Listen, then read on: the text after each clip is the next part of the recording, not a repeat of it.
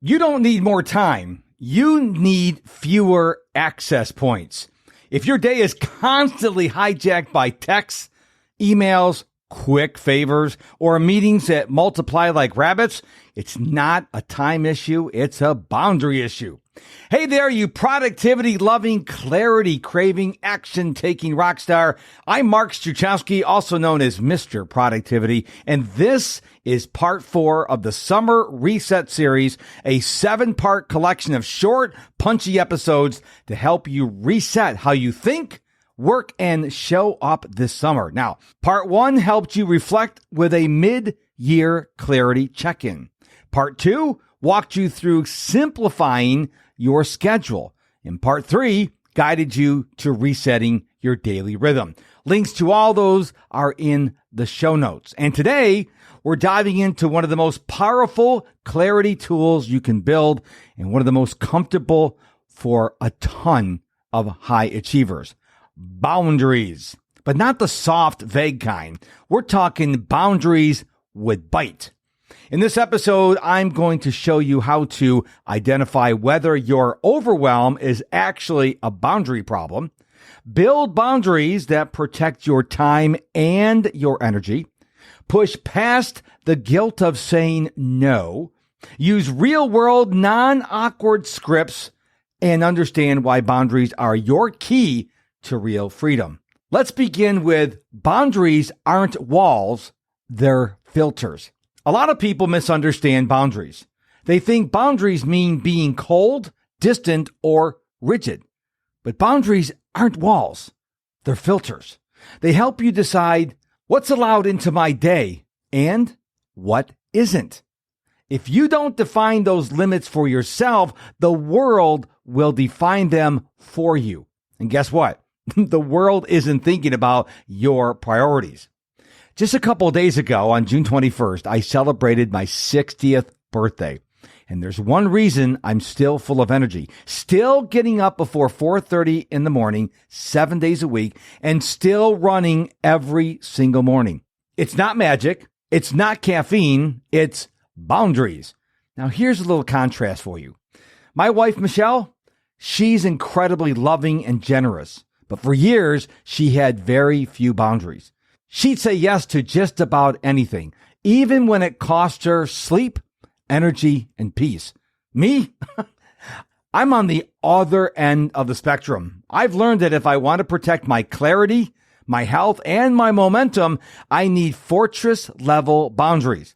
I'm talking no last-minute favors, no guilt-driven yeses, no trading sleep for politeness, no sacrificing my routines to make someone else more comfortable. I don't help people move. I don't stay out late just to be nice.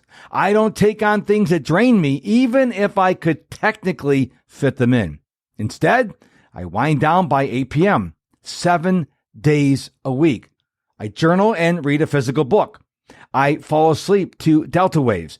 I wake up naturally before 4:30 in the morning. Again, 7 days a week. I run every single morning. This isn't about being rigid. It's about protection of my energy, my focus, and my ability to show up for the things that matter. And here's what's amazing. Michelle's starting to build her own boundaries too. She's learning from what I've modeled, and it's awesome to see her say no with confidence, not guilt. So let me ask you, are your boundaries protecting your clarity, or are they wide open, letting everyone else's chaos take priority? You might think the issue is time management, but if you're always interrupted, constantly behind, and never truly off the clock, the real problem isn't how you manage your time, it's how you manage your access. You're probably too accessible, always responding instantly, always available for just one quick thing. No real start or end to your workday, saying yes to things you don't even want to do. That's not generosity, that's boundary leak. Maybe you've tried to set boundaries before and felt awful about it. You're not alone. But here's the truth. Every yes comes at a cost, and every no protects something important. When you say no, you're not rejecting people. You're defending your priorities. Let me say that again so you don't miss it. When you say no, you're not rejecting people. You're defending your priorities. And guess what? You're allowed to do that without guilt, without a long explanation, and without apologizing. Now let's make this practical. Here are some go-to scripts you can borrow when you need to say no with confidence and kindness. I'd love to help, but I'm at capacity right now. That's not something I'm available for at the moment. I need to honor my current commitments. Can you send that in an email? I'm protecting my focus hours today. None of these are rude. They're clear, and clarity is kind. Here's the beautiful twist. Boundaries aren't restrictive. They're liberating. When you protect your time and energy, you create space for deep, focused work. Rest that actually restores you. People and projects that energize you. Time to think, breathe, and move intentionally. Boundaries don't trap you, my friend. They free you to show up at your best on your terms. Here's this episode's truth bomb. You don't need to be more available. You need to be more aligned. So here's your challenge, or if you prefer, your homework for this week. Say one strategic no. Just one. Could be a meeting. Could be a favor. Could be, I should probably go. That doesn't serve you.